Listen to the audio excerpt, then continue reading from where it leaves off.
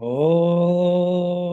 अज्ञानतिमिरान्धस्य ज्ञानाञ्जनशलाकया चक्षुरुन्मीलितं येन तस्मै श्रीगुरवे नमः। श्रीचैतन्यमनोभीष्टं स्थापितं येन भूतले स्वयं रूपः कदा मह्यं ददाति स्वपदान्तिकम्। नमो विष्णुपदाय कृष्णप्रेष्ठाय भूतले श्रीमाते भक्तिवेदान्तस्वामिनिति नामने। नमस्ते सरस्वतीदेवे गौरवाणी प्रचारिणे निर्विशेष शून्यवादी पाश्चात्यते सतारिणे। जय श्री कृष्ण चैतन्य प्रभु नित्यानंद श्री अद्वैत गदाधर श्रीवासादि गौर भक्त वृंद। हरे कृष्ण कृष्ण कृष्ण हरे हरे, हरे राम राम राम हरे हरे। ओम नमो भगवते वासुदेवाय। ॐ नमो भगवते वासुदेवाय। ओम नमो भगवते वासुदेवाय। ॐ नमो नमो भगवते भगवते वासुदेवाय। ओम नमो भगवते वासुदेवाय। ॐ नमो भगवते भगवते वासुदेवाय। హరే కృష్ణ. భక్తులందరికీ శ్రీకృష్ణ శుభమస్తు. ఈనాటి భాగవత కథలో మనము ధ్రువుని యొక్క చరితమును మనము చెప్పుకుందాం. ధ్రువుడు అంటే ఎవరు? ధ్రువ మహారాజు అంటే ఎవరు? కేవలము 5 ఏళ్ల వయసులో ధ్రువుడికి భగవద్ దర్శనము ఎలా సాధ్యపడింది? 5 సంవత్సరాల భక్త ధ్రువుడికి గురువెవరు? ఆయనకి మంత్రాన్ని ఎవరు ఉపదేశించారు? ఎవరు మార్గదర్శనం చేశారు? అసలు 5 సంవత్సరాల పిల్లవాడికి తపస్సు చేయవలసిన అవసరం ఏమిటి? ఇలాంటి విషయాలన్నీ కూడా మనము ఈరోజు చర్చించుకునే ప్రయత్నం చేద్దాం. మొన్న టాలెంట్ చూపించలేదు చీరక భగవంతుని సన్నిధిని కోల్పోయి భౌతిక జగత్తుకు వచ్చిన జీవునికి మళ్ళీ తిరిగి దర్శనం కలిగే వరకు బాట్ కోట్ల కొలది యోనులలో తిరిగే దుఃఖం తప్పదు.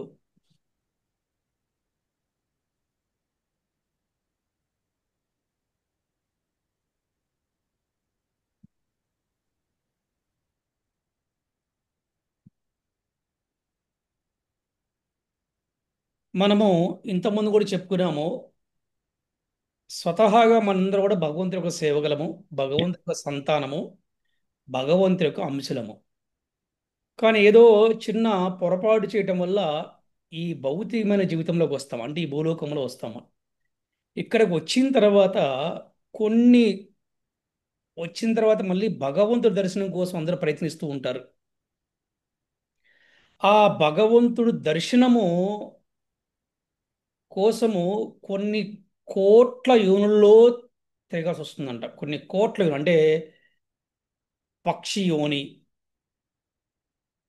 రాక్షస యోని, ఒకటంగా జంతు యోని, ఇలాగ ఎన్నో యోనులో తిరిగి తిరిగినటువంటి దుఃఖము తప్పదంట. అంత ప్రమాదము ఈ భౌతికమైనటువంటి జగత్తు, ఈ భౌతికమైనటువంటి జీవితము. అయినా కూడా ఈ భౌతిక జగత్తులో ఉన్నట్టు 84 లక్షల జీవరాశులలో 4 లక్షల సంఖ్యలోనే ఉన్నట్టి మనుష్య జన్మలే కొంతవరకు భగవద్ దర్శన కార్యానికి ఉపయోగపడతాయంట. నిజానికి ఈ 4 లక్షల మనుష్య రూప జీవరాశులలో ధర్మాన్ని పాటించగలిగే జన్మమే మానవ జన్మ అని పిలువబడుతుంది. ఇక్కడ మనుష్య రూప జీవరాశులు అన్నారు అంటే 4 లక్షల జీవులు ఉన్నాయంటే మనిషి రూపంలో ఉండేటువంటి. కానీ వాటిల్లో మానవ జన్మమే ధర్మాన్ని పాటించగలుగుతుంది. మానవ జన్మ ద్వారానే మనం భగవంతుణ్ణి పూజించగలుగుతాము. భగవంతుడి పట్ల మనము ప్రేమను పెంచగలుగుతాము. అలాగే భగవంతుని చేరుగలుగుతాము. మానవ జన్మ తప్పితే ఇంక ఏ జన్మ వల్ల కూడా అది సాధ్యపడదు. మరి పశు జన్మము చాలా ధర్మహీనమైందంట. అందుకని ఎప్పుడైనా మనిషి ధర్మయుతమైన జీవనాన్ని కొనసాగిస్తూ వర్ణాశ్రమ ధర్మాలను గౌరవిస్తూ ముందుకు సాగుతాడో అప్పుడు భక్తి యోగాన్ని చక్కగా అతను చేయగలుగుతాడు. ఏమిటి వర్ణాశ్రమ ధర్మం అంటే మొట్టమొదటి బ్రహ్మచర్యాశ్రమం, తర్వాత గృహస్థాశ్రమము, తర్వాత వానప్రస్థాశ్రమం, తర్వాత సన్యాసాశ్రమం. ఇంత మనం చాలా వీడియోలో కూడా చాలా క్లాసులు చెప్పుకున్నాం వర్ణాశ్రమ ధర్మాల గురించి. సరే, ముందుకి మళ్ళీ మనం ఇంకెప్పుడన్నా ఒకసారి చర్చించుకుందాం. ఈ విధంగా జ్ఞాన కర్మరహితమైన విశుద్ధ భక్తి యోగంలో నెలకొనినప్పుడు అతనికి భగవద్ దర్శనం కలుగుతుంది. ఎక్కడండి? విశుద్ధ భక్తి యోగములో. ఎప్పుడు వస్తుంది విశుద్ధ భక్తి యోగము అంటే సజ్జనుల సాంగత్యము, అంటే భక్తుల యొక్క సాంగత్యము. ఏ వ్యక్తి అయితే ఒక ప్రామాణికమైన గురువుని స్వీకరిస్తాడో, ఒక ప్రహ్లాదుల్లాగా, ఒక ధ్రువుల్లాగా ఎంతోమంది ఆచార్యులు ఉన్నారు. వారి యొక్క సలహాల మేరకు, సూచనల మేరకు, వారి యొక్క ఆశీర్వచనం ద్వారా వారి యొక్క ఆదేశాను ఆదేశానుసారం ద్వారా భక్తి చేస్తూ వారు ఆ భక్తి సాధన చేస్తూ ఉంటే భక్తి యోగములో అలా కొనసాగుతూ ఉంటే వారికి భగవద్ దర్శనం కలుగుతుంది. అలాగే సత్వగుణ స్థితులై, అంటే సత్వగుణములో ఉంటూ ఉన్నతమైన జీవిత విలువలు కలిగి ఉండాలి. అటువంటి వారికి భగవద్ దర్శన వరము ప్రాప్తిస్తుంది అని చెప్తున్నారు. ఏంటి ఉన్నతమైన జీవిత విలువలు అంటే? సర్వజీవుల్ని కూడా మనము గౌరవించటం, సర్వజీవుల పట్ల దయా, కరుణ, ప్రేమను కలిగి ఉంటాం. అందుకే చెప్తారు ముఖ్యంగా మన ఆచార్యులు ఏం చెప్తారంటే భాగవతం ప్రకారం, భగవద్గీత ప్రకారం, అలాగే మన ఇస్కాన్లో కూడా ఏం చెప్తారంటే ప్రధానంగా 4 నియమాలు పాటించిన వాడే ఉన్నతమైన జీవితాన్ని జీవించగలిగినట్టు అని చెప్తారు. ఎవరైనా చెప్పండి, మన క్లాస్లో ఏంటి 4 నియమాలు చెప్తారు ఎవరైనా? మాంసభక్షణ, ఉమ్. మద్యపానము, మద్యపానం, జూదం, జోదం, జూదము, వ్యభిచారం. యా. ఇవి ఈ నియమాలు పాటించినంత వరకు ఎవరు కూడా ఉన్నతంగా జీవించే అవకాశం లేనే లేదు. అది ఆ విధంగా ఎవరైతే ఉన్నతమైన జీవితాన్ని జీవిస్తూ ఉంటారో వారికి భగవద్ దర్శనం తప్పకుండా కలుగుతుంది. ఒక ప్రహ్లాదులాగా, ఒక ధ్రువుల్లాగా, మరి మధ్వాచార్యులు, మరి రామానుజాచార్యులు, మరి అలాగే ఇప్పుడు మనకి ఈ యుగములు ఈ ఈ ఈ కలి ఈ కాలంలో మనందరూ తెలిసినటువంటి ISKCON founder Acharya, is divine grace భక్తి వేదాంత స్వామి ప్రభుపాదుల వారు, వీళ్ళందరూ కూడా ఉన్నతంగా జీవితాన్ని సాగించారు. అలాగే వారి యొక్క పరంపరలోనే ఇవాళ ఎంతో మంది వైష్ణవులు, ఎంతో మంది భక్తులు ఆ ఉన్నతమైన జీవితాన్ని జీవించడం కోసం ప్రయత్నిస్తూ ఉన్నారు, జీవిస్తూ ఉన్నారు. అటువంటి వారికి భగవద్ దర్శనము తప్పకుండా కలుగుతుంది అని చెప్తున్నారన్నమాట. మరి కొందరు అటువంటి దర్శనాన్ని సర్వత్రా దర్శనం చేసుకోవడం కోసం ప్రయత్నిస్తూ ఉంటారు. కొంతమంది భగవంతుని హృదయంలోనే పొందడానికి ప్రయత్నిస్తారు. దాన్ని ఏమంటారంటే హృదయస్థ పరమాత్మ దర్శనం అంటారనమాట. ఈ దర్శనాన్ని పొందగోరే వారిని యోగులు అని పిలువబడతారు. కానీ విశుద్ధ భక్తులు ఉన్నారే, వారు భగవంతుని ఎలాగా దర్శిస్తారంటే షడ్గుణ ఐశ్వర్య షడ్గుణ ఐశ్వర్యాలు కలిగినటువంటి సచ్చిదానంద రూపంలో వీక్షించగలుగుతారంట. అంటే సచ్చిదానంద రూపం అన్నమాట. అంటే నిత్యము ఆనందమైనటువంటి రూపం అన్నమాట అది. సత్తు చిత్ అంటే నిత్యమైనది, సనాతనమైనది, ఆనందమైనది అన్నమాట. ఆది లేనిది, అంతము లేనిది కదా. సచ్చిదానంద రూపం సత్ చిత్, అదేనా? నిత్యము ఆనందం ఉన్నటువంటి రూపాన్ని దర్శనం చేసుకొని ప్రయత్నిస్తూ ఉంటారు. ఎవరు? విశుద్ధ భక్తులు. ఆ రూపం పేరేంటంటే నీలి మేఘ శ్యాముడు. ఆయనే మన నల్లని కృష్ణయ్య, మన కన్నయ్య. ఆ? ఈ దర్శనమే భగవద్ దర్శనం. అందుకని భగవంతుడు అంశగా, భగవంతుడు సంతానంగా జీవుడి యొక్క సహజమైన ధర్మం ఏమిటంటే భగవంతుడికి సేవ చేయటమే. అందుకే ఉంటారు జీవేరా నిత్య కృష్ణదాస్. అటువంటి సేవా ధర్మాన్ని జీవుడు భగవద్ దర్శనములోనే పొందగలుగుతాడు. అందుకే భగవత్ సేవారహితమైన ఇతర దర్శనాలు పాక్షికమని శాస్త్రాలలో తెలపబడినాయి. అంటే భగవంతుడు సేవ కాకుండా ఇక ఏ దర్శనాలను కూడా భక్తుడు అంతగా మొగ్గు చూపడు, అంతగా ఇష్టపడడు. నాకు నిరంతరం భగవంతుడి సేవలు కావాలి, భగవంతుడి సేవలో నేను భగవంతుని దర్శనం చేసుకుంటాను. చూసారా? దాన్ని ఏమంటారంటే దాన్నే హృదయములో భగవంతుని దర్శనం చేసుకోవటం. దానికన్నా ముందు ఆత్మదర్శనం అంటే తనను తాను దర్శించిన వాడు. ఉం? అందుకేం చెప్తారు మనకి గురువుల్ని? ఆత్మదర్శులు అని చెప్తారు వాళ్ళు.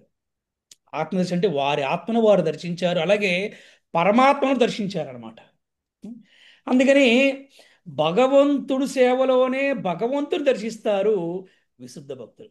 అందుకని వేరే ఏ ఇతర దర్శనాలు కూడా వారికి రుచించవు, అంత ఉత్సాహం ఉండదు, అలాగే వారికి అంత ఆక్షేపణ కూడా ఉండదు అనమాట. ఎందుకంటే భగవత్ సేవలో అంత ఆనందాన్ని పొందుతారు. భగవత్ సేవలో అంత వారు తన్మయాన్ని చెందుతారు. మీకు ఎవరికన్నా ఉందా ఇటువంటి అనుభవం? నాకైతే ఉంది అనుభవం. అందుకే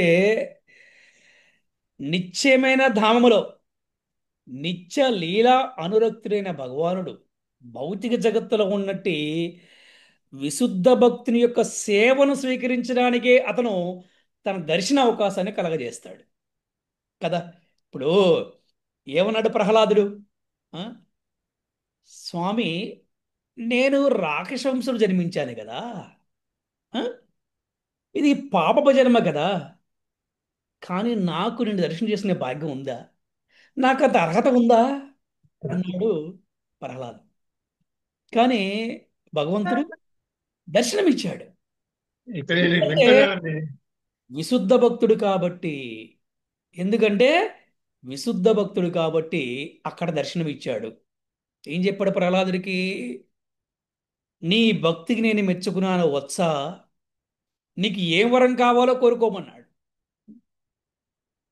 అయ్యా, ఈశ్వర పరమ కృష్ణ సచ్చిదానంద విగ్రహ అనాదిరాది గోవింద సర్వకారణ కారణం. అయ్యా, అన్నీ నువ్వే కదా, ఈశ్వరుడు నువ్వే, పరమాత్ముడు నువ్వే, కృష్ణుడు నువ్వే, అన్నీ నువ్వే కదా.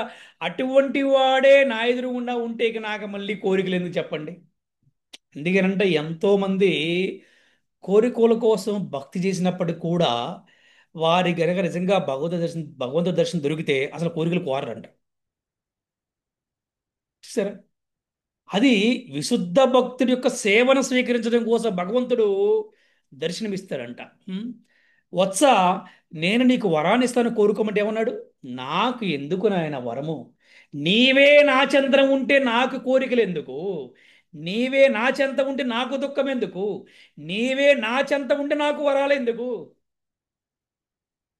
అని కోరుకున్నాడు. అప్పుడు ఏమి ఏమి వరం ఇచ్చాడంటే, ప్రహ్లాద, నీకు వరం ఇస్తున్నాడు. ఏంటి వరం అంటే, నీవు ఏ వస్తువులో చూసినా నేను నీకు దర్శనమిస్తా. అరే, భగవంతు దర్శనం కావాలంటే ఏం చేయాలండి? పద్మాసనంలో కూర్చొని తపస్సు చేస్తే భగవంతుడి దర్శనము, లేకపోతే భగవన్నామ జపం నిజం చేస్తూ ఉండాలి, వేల సంవత్సరాలు తపస్సు చేయాలి, యజ్ఞాలు చేయాలి, యాగాలు చేయాలి. అరే, ఎంతోమంది యోగులు, ఎంతోమంది మునులు, ఎంతోమంది ఋషులు, ఎంతోమంది ప్రయత్నిస్తూ ఉంటారు భగవంతు దర్శనం కోసం. కానీ ప్రహ్లాద ఏం చేయలేదు కదా. ఏం చేశాడు? కేవలం భగవన్నామమే చేశాడు. కేవలము భగవన్నామమే. ఓం నమో భగవతే వాసుదేవాయ. మరి ఏ వరం ఇచ్చాడు? నీవు ఏ వస్తువులో చూసినా కనబడతానని చెప్పాడు. చూసారు ఎంత గొప్ప వరం చెప్పండి. నీవు మట్టిలో చూసినా, రాయిలో చూసినా, స్తంభంలో చూసినా, ఎక్కడ చూసినా కూడా నీకు నేను కనపడతాను. ఇదే వరం అని చెప్పాడు అనమాట. చూసారు అది. అందుకని అడిగాడు, ఓరి దుష్టుడా, మూర్ఖుడా, పిలవరా నీ భగవంతుణ్ణి, ఈ స్తంభంలో ఉంటాడా అని అడిగాడు. ఎమ్మటే స్తంభం నుంచి దర్శనం ఇచ్చాడు ప్రహ్లాదుడికి. ఇలా అంటాడు, నేనున్నా అని చెప్తాడు అనమాట. అప్పుడు ఉంటాడు. గద పెట్టి గుద్దితే, పగల కొడితే వస్తాడనమాట భగవంతుడి బయటికి. అంటే ఇది ఎందుకంటే, ఒక విశుద్ధ భక్తుడికి సేవనివ్వడం కోసం భగవంతుడు ఇలా చేస్తాడంట. అలాగే ఇక్కడ మనం చూస్తే కనుక, మనొక ధ్రువుడికి కూడా అలాగే. ధ్రువుడికి కూడా సేవనివ్వటం కోసం, ధ్రువుడికి కూడా సేవనివ్వటం కోసం భగవంతుడు దర్శన అవకాశాన్ని కలుగజేస్తూ ఉంటాడనమాట. అటువంటి దివ్యమైనటువంటి ధ్రువుడు కేవలం 5 ఏళ్ల వయసులో, కేవలం 5 సంవత్సరాల వయసులో భగవద్ దర్శనాన్ని పొందాడంట. అబ్బా అబ్బా, ఎంత మహా భాగవతులండి వాళ్ళు. ఉం. చూడండి. ఆ, నా పరిస్థితి ఉండి 47 సంవత్సరాలు అయినా నాకు ఇంకా భగవంతుడి దర్శనం కాలేదు. ఇంకా ప్రయత్నిస్తూనే ఉన్నాం. అంటే 5 సంవత్సరాల వయసులో ఉన్న ధ్రువుడు ఎంత గొప్ప భాగవతుడండి, ఎంత గొప్ప ధన్యుడండి. ఆ, అందుకే ప్రహ్లాదుడి గురించి, ధ్రువుడి గురించి ఎన్నిసార్లు వినినా, ఎన్నిసార్లు చెప్పుకున్నా కూడా ఇంకా వినాలనిపిస్తుందంట, ఇంకా చెప్పుకోనిపిస్తుందంట. అంత గొప్ప కథ భాగవత కథ అన్నమాట. ఆ భాగవతంలోని ప్రహ్లాదుడి గురించి, ధ్రువుడి గురించి ఎన్ని యుగాలైనా కూడా ఇంకా చర్చించుకుంటూనే ఉంటారంట. మరి అసలు ఈ ప్రహ్లాదుడు వంశం ఎవరు? ఈ ధ్రువుడి యొక్క వంశం ఏంటి? ఈ ధ్రువుడి తల్లిదండ్రులు ఎవరు? ఈ ధ్రువుడి తాతగారు ఎవరు? ఈ ధ్రువుడి తల్లిగారి పేరేంటి? అన్నీ కూడా ఇప్పుడు మనం చెప్పుకునే ప్రయత్నం చేద్దాం. ఉం? మరి బ్రహ్మ యొక్క కుమారుడు స్వయంభూ మనువు. స్వయంభూ మనువు భార్య పేరు శతరూప. స్వయంభూ మనువుకి 2 పుత్రులు. ఒకరు ప్రియవ్రతుడు, రెండవ వాడు ఉత్తానపాదుడు. ఈ ఉత్తానపాదుడు రెండో పుత్రుడైనా కూడా ఈ యొక్క భాగవతములో ఉత్తానపాదుడి గురించే చెబుతారు. ప్రియవ్రతుడి గురించి అంత పెద్దగా ఎవరు చర్చించరు. ఇది మనకి ఎక్కడొస్తుంది భాగవతం అంటే, మైత్రేయ విదురు యొక్క సంవాదంలో చర్చించబడింది అన్నమాట. మైత్రేయుడు మొదట ఉత్తానపాదుని చరితాన్ని చర్చించడానికి కారణం భక్త ధ్రువుడు. ఎందుకంటే ఆ ఉత్తానపాదుడి కొడుకే ధ్రువుడు అనమాట.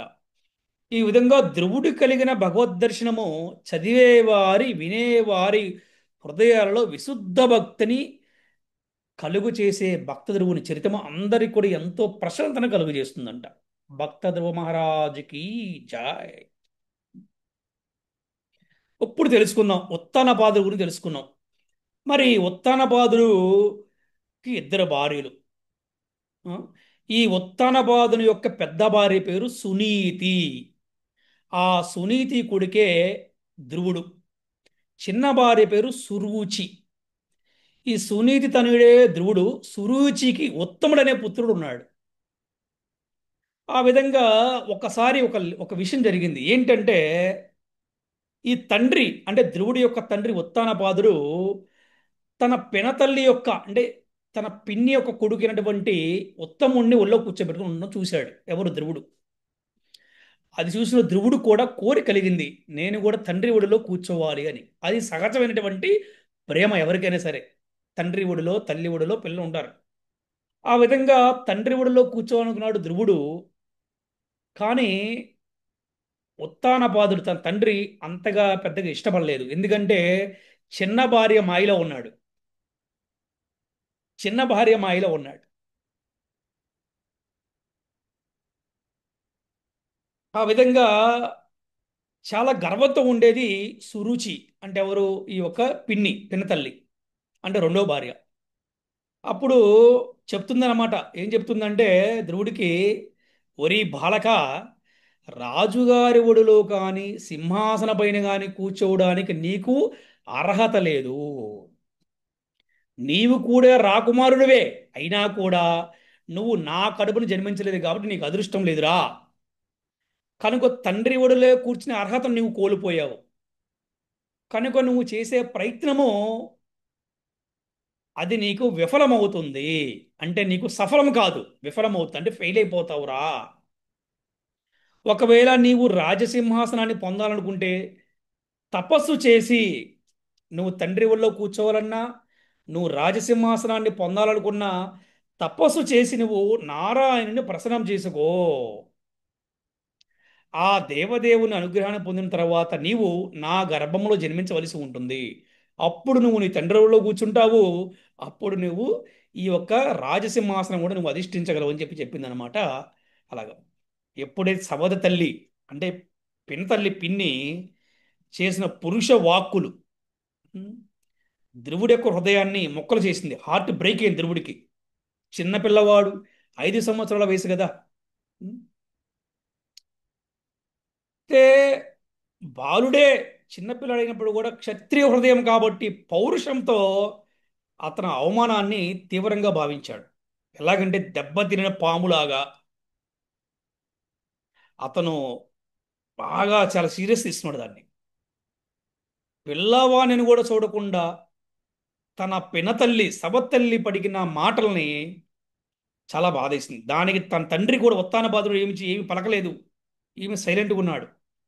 తన తండ్రి నుంచి ఎటువంటి మాట రాకపోయేసరికి చేసేది లేక ధ్రువుడు వెక్కి వెక్కి వెక్కి వెక్కి ఏడుస్తూ తన తల్లి దగ్గరికి వెళ్ళాడు. కళ్ళ నుండి నీళ్లు కారుతున్నాయి, ముఖం వాడిపోయింది, ఆకులాగా తయారైంది. ఎప్పుడైతే ఏడుస్తున్నా తన కుమారుణ్ణి సునీతి తల్లి ఒడిలోకి తీసుకుంది. ఇంతలోకి అక్కడ ఉన్నటువంటి అంతఃపురంలో వాళ్ళందరూ కూడా వచ్చి చెప్పారు, సైనికులు భటులు చెప్పారు, ఇలా జరిగిందమ్మా, ఇలా జరిగిందని చెప్పారు. అప్పుడు ఆ ఆ విషయాన్ని విన్న తన తల్లికి ఆ, చాలా దుఃఖం కలిగిందనమాట.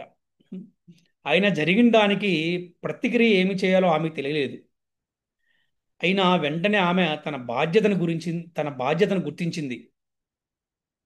పుత్రునికి మార్గదర్శనం చేయడం మొదలుపెట్టింది. ఇది వినండి, చాలా చాలా ఇంపార్టెంట్. ఒక తల్లి తన పిల్లలకి ఎటువంటి మార్గదర్శనం చేయాలి. అందుకే కుటుంబంలో తల్లి మొదటి గురువు అంటారనమాట. ఉం? ఇప్పుడు వినండి, ధ్రువుడికి తన తల్లి ఏ విధంగా మార్గదర్శనం చేసిందో చూడండి. ప్రతి కుటుంబంలో కష్టం ఉంటుంది. ఇప్పుడు కూడా చాలా కుటుంబాల్లో కష్టాలు ఉంటుండే మనం చూస్తూ ఉంటాం. కానీ కష్టం వచ్చినప్పుడు, దుఃఖం వచ్చినప్పుడు, బాధ వచ్చినప్పుడు ఏం చెయ్యాలో ధ్రువుడి యొక్క తల్లి చెప్పింది. అది చెయ్యాలి ప్రతి ఒక్కరు కూడా. చూడండి ఉం? ఏం చెప్పింది చూడండి. నాయనా వత్స, ఇతరులకి హాని కలగాలి అని మనం ఎప్పుడు ఆశించకూడదు. వాళ్ళు మనల్ని బాధ పెట్టినా పర్వాలేదు, కానీ మనం మాత్రం అమంగళం కలగాలని మనం ఆశించకూడదు. ఇతరులకు దుఃఖాన్ని కలిగించేవారు అటువంటి దుఃఖాన్నే పొందుతారు. ఎందుకు? ప్రతి యాక్షన్ రియాక్షన్ ఉంటుంది కదా. కర్మకి ప్రతికర్మ ఉంటుంది. నిజానికి నీ సవితి తల్లి చెప్పింది కూడా సత్యమే.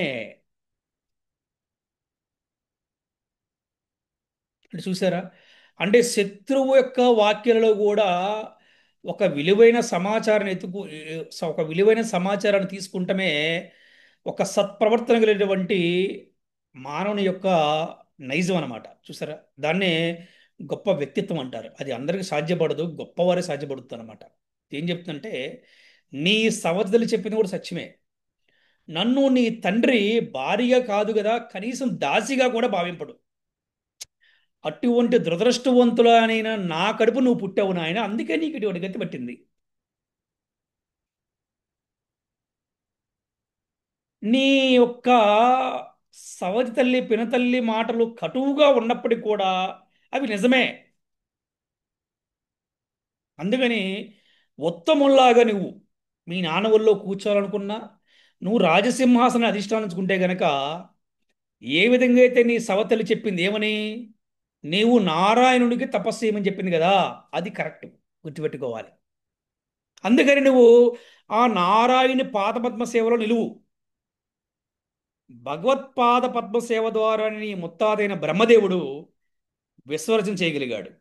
నీ తాతయ్యన స్వయంభవ మనువు కూడా యజ్ఞాల ద్వారా దేవదేవుని సంతృప్తిపరిచాడు, చివరికి ముక్తిని కూడా పొందాడు. పుత్రా, నాయనా, తండ్రి, జన్మవృక్ష వలయం నుండి బయటపడకూడేవారు దేవదేవుని పాదపద్మాలనే భక్తితో ఆశ్రయిస్తారు. కాబట్టి నీవు కూడా అనన్య భక్తితో భగవంతుని ఆశ్రయించు. నీ దుఃఖాన్ని పోగొట్టగలిగేవాడు, నీకు ఆనందాన్ని ఇచ్చేవాడు, నీ కష్టాలన్నీ కూడా పటాపంచ చేసేవాడు ఎవడంటే ఆ పద్మాక్షుడైనటువంటి భగవంతుడే నాయన. అన్యులు మాత్రం కాదు అంటే ఎవరు కూడా మనకి ఏమీ చెయ్యరు నాయన. ఉం? ఎంతో మంది దేవతలు లక్ష్మీదేవుని లక్ష్మీదేవుణ్ణి ప్రసన్నరాలు చేసుకుని ప్రయత్నిస్తూ ఉంటారు. దేనికోసం? ఐశ్వర్యం కోసం, శక్తి కోసం, డబ్బు కోసం, రకరకాల కోసం. కానీ ఆమె మాత్రం ఆ భగవంతుని సేవించడానికి సన్నద్ధురాలై ఉంటుందంట. చూసారా? అంటే మీరు చెప్పాలి ఈరోజు క్లాసులో మోరల్ ఏంటనేది. ఇవాళ కుటుంబాలు ఎలా ఉన్నాయి? ఏ తల్లి ఇటువంటి మార్గదర్శనం చేస్తుందా? సవత్తల్లి అయిందా అని చెప్పి గొడవకి వెళ్ళిపోయే పరిస్థితి ఇవాళ కనబడుతుంది అన్నమాట. అదే అంటున్నారు, శత్రుడు యొక్క మాటల్లో కూడా ఒక మంచి విషయాన్ని గ్రహించి ఆ మంచి విషయాన్ని పట్టుకొని ముందుకెళ్ళటం అనేది ఒక మంచి వ్యక్తిత్వానికి వచ్చి ఉదాహరణ అన్నమాట. ఆ విధంగా తల్లి ధ్రువుడికి మార్గదర్శనం చేసిందనమాట. అయ్యా, ఎంతో మంది దేవత లక్ష్మీదేవి కోసము, లక్ష్మీదేవి పూజ, లక్ష్మీదేవిని సంతోషపడటం కోసం ప్రయత్నిస్తూ ఉంటారు. కానీ ఆ లక్ష్మీదేవి భగవంతుని సేవించడానికి ఎప్పుడు కూడా సిద్ధంగా ఉంటుంది. అటువంటి భగవంతుడికి నువ్వు సేవ చేయు నాయనా. చూసారా? అటువంటి భగవంతుడు దర్శనం కోసం నువ్వు తపస్సు చేయు నాయన అని చెప్పిందనమాట. ప్రతి తల్లి అలా ఉండాలన్నమాట. ప్రతి తల్లి అలా ఉండాలి, గుర్తుపెట్టుకోవాలి. అందుకే తల్లిని ఏమన్నారు? మొదటి గురువు అన్నారనమాట. మరి ఆ తర్వాత మరి ఏ విధంగా ధ్రువుడు తపస్సు చేశాడు? అసలు ఎంత అంటే రోమాలు నెక్కబడుచున్నటువంటి విషయాలు వస్తాయి ఇప్పుడు. ధ్రువుడు చేసే తపస్సుకి దేవతలే భయపడ్డారంట, ఇంద్రుడే భయపడ్డాడంట. అటువంటి గొప్ప తపస్సు చేశాడనమాట. ఆ విధంగా తన తల్లి ధ్రువుడికి చేసిన ఉపదేశము దివ్యమైందంట, అద్భుతమైందంట. పుత్రుణ్ణి మా భక్తి మార్గం నిలిపే తల్లిదండ్రులే నిజమైన తల్లిదండ్రులని భాగవతం చెప్తుంది. చూసారు? ఇక్కడ సునీతి అంటే ధ్రువుడి యొక్క తల్లి తన పుత్రునికి ఒక మంచి మార్గాన్ని చూపిందనమాట. కోపంతో రగిలే ధ్రువుని హృదయాన్ని భగవంతుని మార్గంలో ప్రయాణించడం కోసము తన తల్లి చేసినటువంటి మార్గదర్శనం అతనికి ఎంతో ఉపశమాన్ని ఇచ్చిందనమాట. తల్లిగా ఆమె అంతకంటే ఎక్కువ ఏది కూడా చేయలేకపోయింది. అంటే అదే గొప్పది, ఇంకేమీ చేయలేకపోవడం అని చెప్పండి.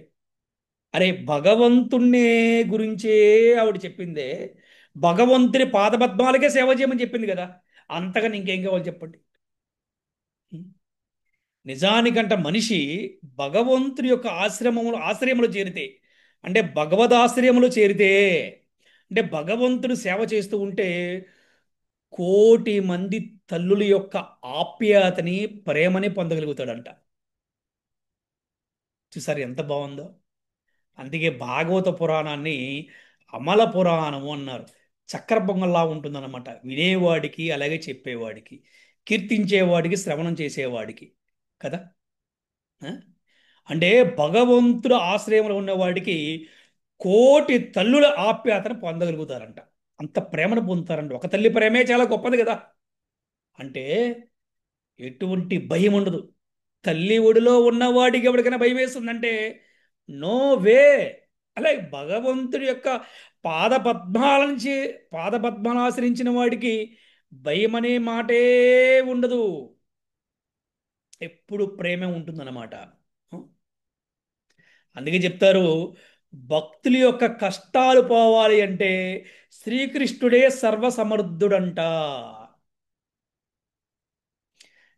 మనం ఆ విషయాన్ని పాండవుల ద్వారా తెలుసుకున్నాము, ప్రహ్లాదుడి ద్వారా తెలుసుకున్నాము, ధ్రువుడి ద్వారా తెలుసుకున్నాము, హరే అంబరీష మహారాజు ద్వారా తెలుసుకున్నాము, ఎంతో మంది ఆచార్యుల ద్వారా తెలుసుకున్నాము. ఆల్రెడీ మన ISKCON founder Acharya is divine grace భక్తి వేదాంత స్వామి ప్రభుపాదుల వారి కూడా మనం తెలుసుకున్నాము. అది వాస్తవము, నిజం అన్నమాట.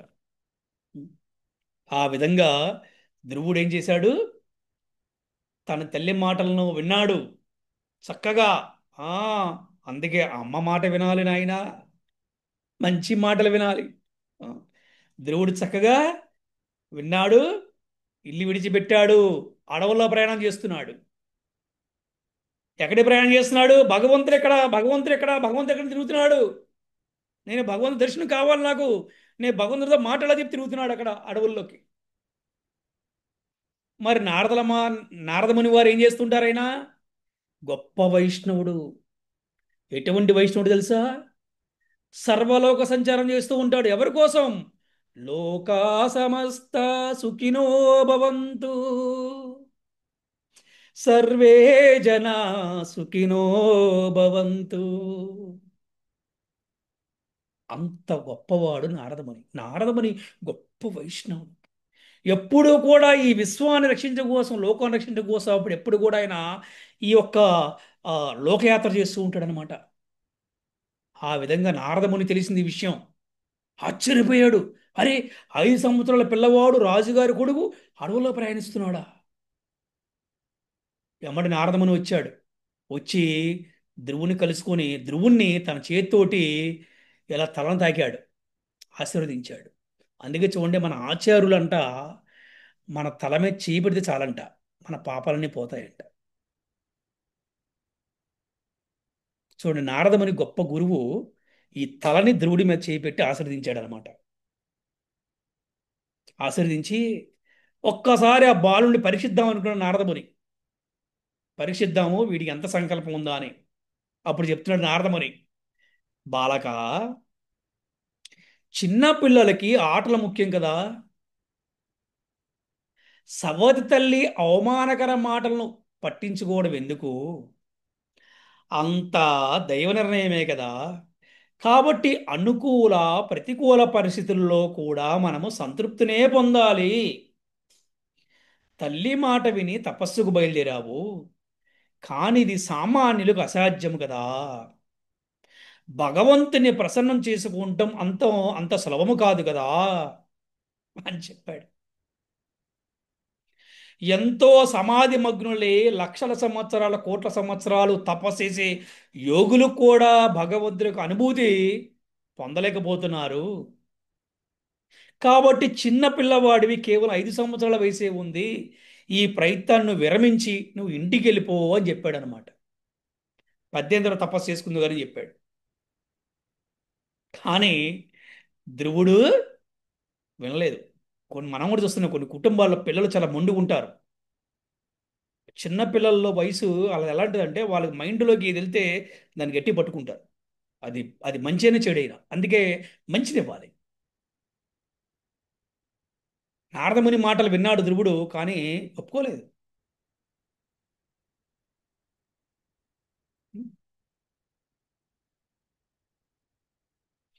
ఏం చెప్తున్నాడంటే,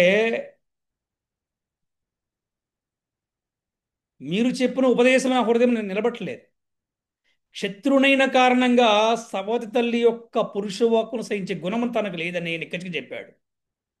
అయ్యా నేను క్షత్రియుణ్ణి, నాకు అవమానము పౌరుషం ఇవన్నీ ఉన్నాయి, సహించే గుణం నాకు లేదని చెప్పేశాడు. అందుకే నాకు సరైన మార్గాన్ని సూచించమని ఎంతో వినయముతోటి ధ్రువుడు నారదమునికి నమస్కారం చేశాడంట. అప్పుడు నారదముని కూడా ప్రసన్నుడయ్యాడు. అందుకే ఏ కథలైనా సరే, మీరు ఏ శాస్త్రం ఏ భక్తులైనా సరే, భగవంతుడి కన్నా ముందు గురువు యొక్క ఆశీర్వచనము, గురువు యొక్క దర్శనము, గురువు యొక్క ఆశ్రయము చాలా మంచిది అన్నమాట. గుర్తుపెట్టి అదే మంచిది కాదు, దాని ద్వారానే భగవంతుడు పొందగలుగుతారు, గుర్తుపెట్టుకోవాలి. అందుకే భగవంతుడి కన్నా ముందు గురువు వచ్చాడనమాట. ఎప్పుడైతే గురుదేవులు సంతోషపడ్డారో అన్నీ సాధ్యపడతాయి. అలాగే నారదుల వారు ప్రసన్నుడయ్యాడు. ఆ బాలుడు చెప్పిన మాటలకి ఆ బాలుడు సిన్సియారిటీకి మెచ్చుకున్నాడు. అప్పుడు అనుకున్నాడు, ఈ బాలుడికి ఉత్తమైన లాభాన్ని కలిగించాలని అనుకున్నాడు. అలాగే బాలుడు అడిగాడు ధ్రువుడు, నాకు ఉత్తమైన లాభాన్ని కలిగించమని వేడుకున్నాడు. నాకు ఉత్తమైన లాభం కావాలి, చిన్నది కాదు, నాకు చాలా ఉత్తమైనది కావాలి అని అడుగుతున్నాడు అనమాట.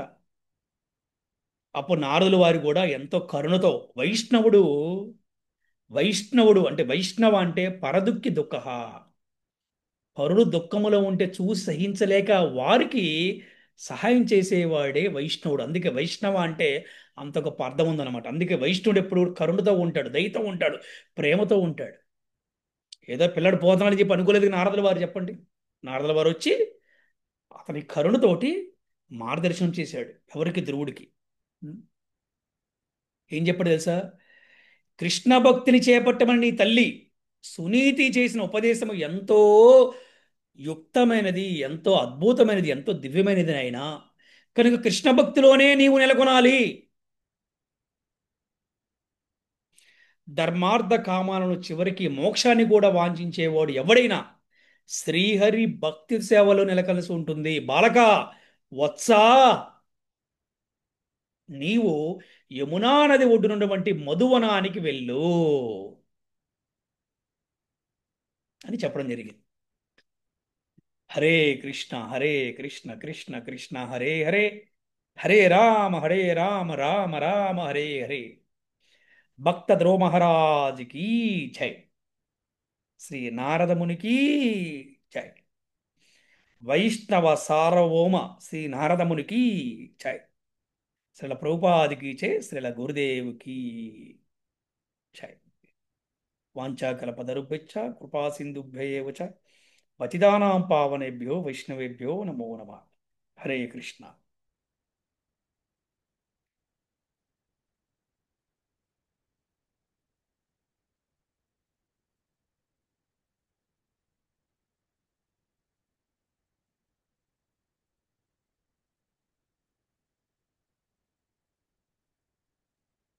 హరే కృష్ణ. ఆ, ఈరోజు మనం చెప్పినటువంటి ధ్రువ చరితంలో మీకు ఏమైనా సందేహాలు ఉంటే అడగవచ్చు. అలాగే ఈ రోజు చెప్పిన కథ ఎలా ఉంది, ఆ కథలో మోరలేంటి, ఈ కథ ద్వారా మీరేం తెలుసుకున్నారు, మీకు ఎటువంటి భావన కలిగింది, మీరు కూడా కొన్ని విషయాలు చెప్పొచ్చు. హరే కృష్ణ. అవకాశం అంటే అసలు చాలా గొప్ప విషయం గురూజీ. అయితే నేను తెలుసుకున్నది ఏంటంటే, శత్రువులు మనల్ని విమర్శించారని బాధపడకుండా వాళ్ళు ఏ విషయంలో మనల్ని విమర్శించారు, అందులో ఉన్న ముఖ్య విషయం ఏంటి, మనకు కావలసిన విషయాన్ని తెలుసుకొని దానికోసం సాధన చేయాలి, దానికోసం ముందుకెళ్ళాలని తెలుసుకున్నాను గురూజీ. తరువాత భగవంతుని సన్నిధిలో ఉంటే కోటి తల్లుల ఆ దండ మనకున్నట్టు అని నేను తెలుసుకున్నాను. అంటే భక్తి చాలా గొప్పది. ఆయన మనల్ని కరుణిస్తే చాలా అంటే రక్షణతో ఉంటామని నేను తెలుసుకున్నాను గురూజీ. తర్వాత మనస్సు నిగ్రహించి భగవంతుని కోసం మనం ఆరాధిస్తే వయసుతో సంబంధం అసలు లేదు.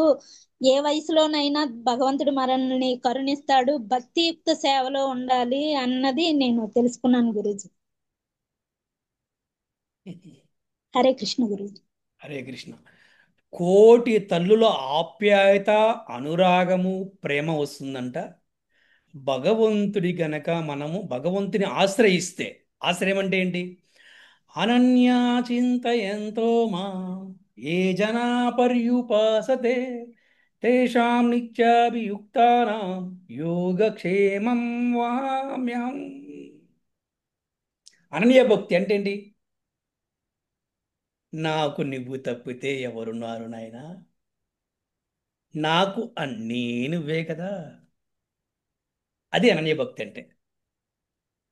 అటువంటి వాడికి భాగవతం ఎప్పుడు అబద్ధం చెప్తున్నాను, భాగవతం అన్నీ కూడా ఆణిముత్యాలే కదా.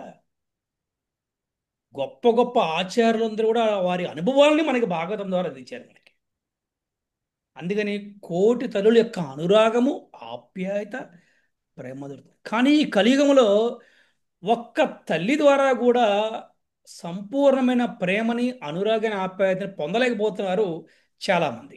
కొంతమంది దగ్గర ఉండొచ్చు. ఈ కలియుగ ప్రభావం అటువంటిది అనమాట. ఎందుకంటే ఆ తల్లులు కూడా భక్తి చేయట్లేదు కాబట్టి.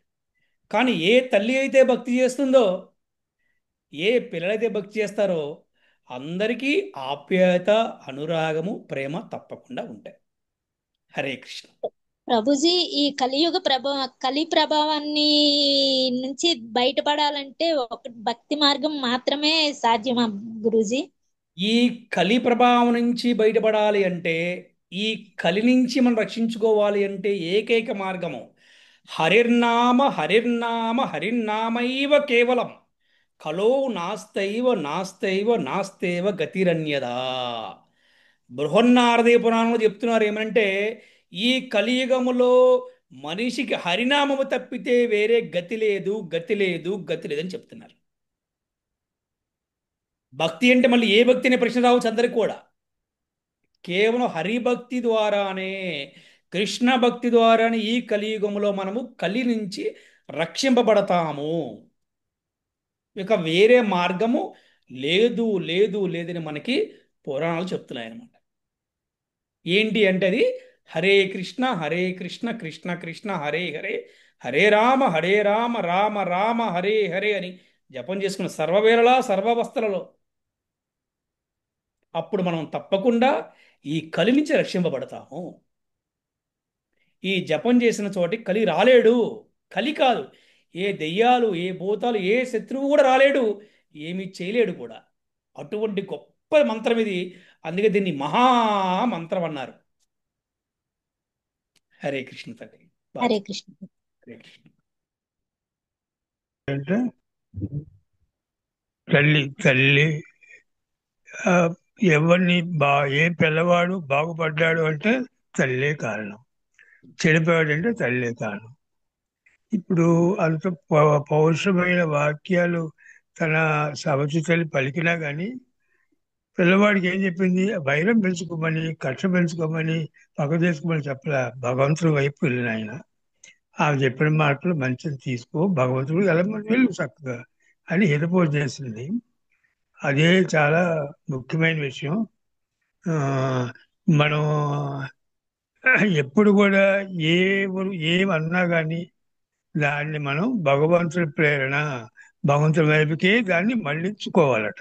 ఏది జరిగినా కానీ, ఏ మంచి జరిగినా, చెడు జరిగినా, కష్టం వచ్చినా, సుఖం వచ్చినా అది భగవంతుడి ప్రేరణ.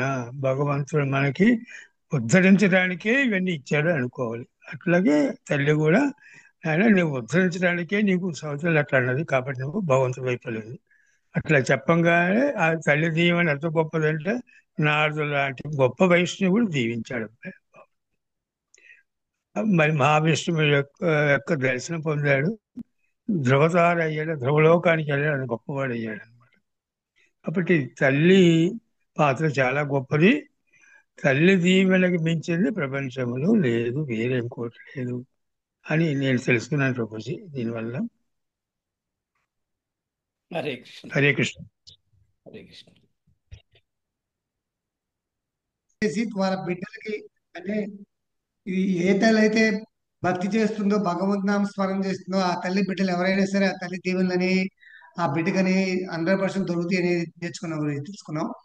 ఆ తర్వాత ధ్రువ మహారాజు అనే అతను చిన్నపిల్లడు 5 సంవత్సరాలప్పుడే అతను భక్తి చేస్తాం అనేది అంత పట్టుదలతో వాళ్ళ సవితల్లి అన్న వాళ్ళ పిన్ని అన్న మాటలను పట్టించుకుని, అంటే మంచి మాటలు పట్టించుకుని భగవన్నామ స్మరణ చేయి, దాన్ని చేస్తే నువ్వు అప్పుడు అక్కడ చేరుకుంటావు, ఆ రాజ్యాన్ని వెళ్తావు అనేది చెప్పటం నేర్చుకున్నాం గురుజీ. ఆ తర్వాత ఉత్తానపాదుడు అనే ధ్రువుడి తండ్రి వచ్చేసి ఉత్తానపాదుని తెలుసుకున్నాం గురుజీ.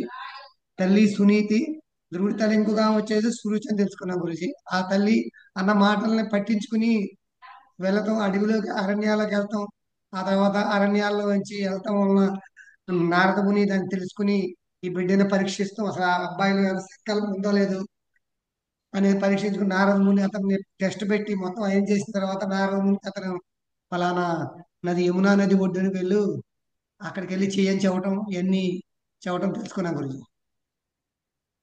అక్కడికి వెళ్ళి తపస్సు చేయాలని, తపస్సు మోరల్ చేస్తాం ఏంటి? వల్ల ఈ కథలో మోరల్ ఏం తెలుస్తున్నారు? మీకు కూడా ఉన్నాడు కదా కొడుకు, ఈ కథలో మోరల్ ఏం తెలుస్తున్నారు చెప్పండి. ఈ కథలో మోరల్ కూడా గురించి, ఎవరైనా సరే మంచి మాటలు, ఎవరైనా శత్రువు అయినా సరే మనకి చెడ్డ మాటలు చెప్పినా కూడా, ఏ మాటలు చెప్పినా వాటిలో మంచిని గ్రహించి చెడుని వదిలేయాలి. మంచిని మాత్రం స్వీకరించాలి అంతే. మంచినే స్వీకరించాలి, చెడుని తీసుకోకూడదు, చెడు స్వీకరించకూడదు. వినకూడదు, చెడు చూడకూడదు. అది మంచినే గ్రహించాలి. అందుకే అది తల్లిదండ్రులు కూడా పిల్లల్ని రాముల్లాగా పెంచాలంట. వాడిని కనుక రాముల్లా పెంచకపోతే రావణాసురు అయిపోతాడు. అందుకే ప్రతి ఒక్కరూ కూడా రాముడు కావాలా రావణాసురుడు కావాలని అడగాలన్నమాట తల్లిదండ్రుల్ని. రాముల్లా కావాలంటే ఏం చేయాలి? తల్లిదండ్రులు త్యాగం చేయాలి. ఏం త్యాగం చేయాలి? భౌతికమైనటువంటి వసతులు త్యాగం చేసి, భౌతికమైన కోరికలు త్యాగం చేసి, పిల్లల కోసం వాళ్ళ జీవనాధారం చేసి, పిల్లల్ని మంచి మార్గంలో పెడతాం కోసం వారు శక్త్యానుసారం ప్రయత్నించి, ఒక గురువుని కూడా పరిచయం చేసి, భక్తిని పరిచయం చేసి చేయాలి. అలాగే చేశారు. ప్రహ్లాదుడి యొక్క తల్లి అలాగే చేసింది, ధ్రువుడి యొక్క తల్లి కూడా అలా చేసింది అనమాట. ఇది అందరూ కూడా మనం తెలుసుకోవాలి. హరే కృష్ణ. హరే కృష్ణ.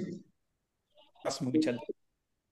హరే కృష్ణ హరే కృష్ణ కృష్ణ కృష్ణ కృష్ణ కృష్ణ హరే హరే, హరే రామ హరే రామ రామ రామ హరే హరే, హరే కృష్ణ హరే కృష్ణ కృష్ణ కృష్ణ హరే హరే రామ హరే రామ రామ హరే హరే, హరే కృష్ణ కృష్ణ కృష్ణ హరే హరే, హరే రామ రామ రామ హరే హరే.